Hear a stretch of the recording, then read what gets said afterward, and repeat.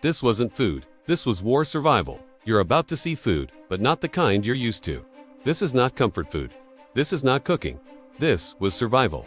During World War II, American soldiers didn't eat for taste. They ate to stay alive. One more day. Some of these meals were barely edible. Some were designed to last years without spoiling. And some, soldiers actually hated so much they refused to eat them. But here's the shocking part. A few of these foods saved thousands of lives. Others nearly broke morale completely. And wait until you see number 7 and number 3. Because those weren't just meals, they were psychological warfare.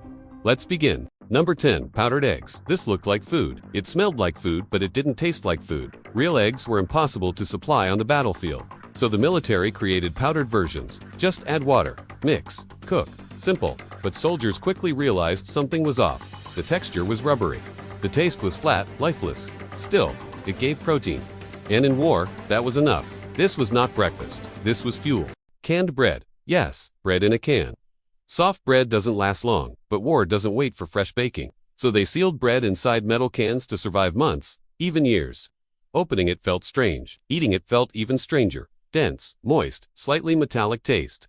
But when you're starving, even this feels like a luxury. This was not baking. This was preservation strategy. Rations, small boxers, compact, precise. Each soldier got one per meal. Inside crackers, canned meat, powdered drink, and sometimes gum. It was designed for mobility. Lightweight, quick. But there was a problem. After days of eating the same thing, soldiers got tired. Fast morale dropped. Because food isn't just fuel, it's comfort, and rations had none. Still, they kept soldiers moving. And that mattered more. Chocolate ration D-bar. This one sounds good, right? Chocolate. No, this wasn't normal chocolate.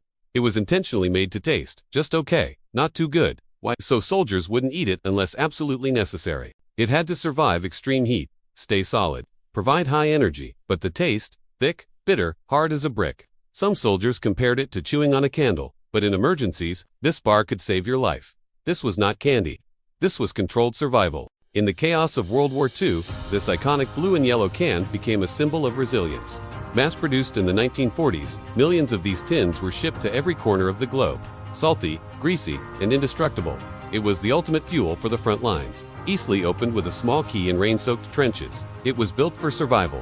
At dusk, it offered weary soldiers a rare and vital moment of comfort.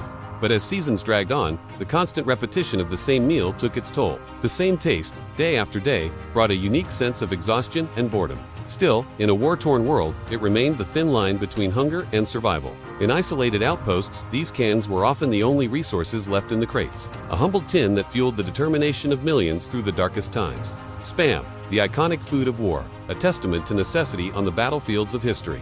Instant coffee powder. Sleep was rare. Energy was everything. So coffee became essential. Not brewed, not fresh. Powder, just mixed with hot water. If you had any, it tasted bitter, sometimes burnt. But it kept soldiers awake, focused, alert, because in war, 1 second of distraction was enough. Here's what no one tells you. These foods weren't designed to taste good. They were designed to remove choice. Because in war, choice is a luxury. Survival is not. We're just getting started. The next ones get more extreme, more uncomfortable, and more shocking. Rations, if rations were light and mobile, rations were heavier and more serious. These came in metal cans. Inside, meat stews, beans, sometimes hash. It sounds decent, but here's the reality. Cold, greasy, same taste.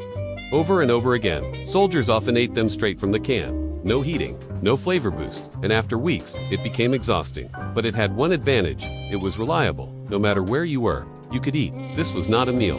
This was certainty. Bouillon cubes. Tiny, hard. Almost nothing, but powerful. These cubes could turn plain water into something warm, something comforting.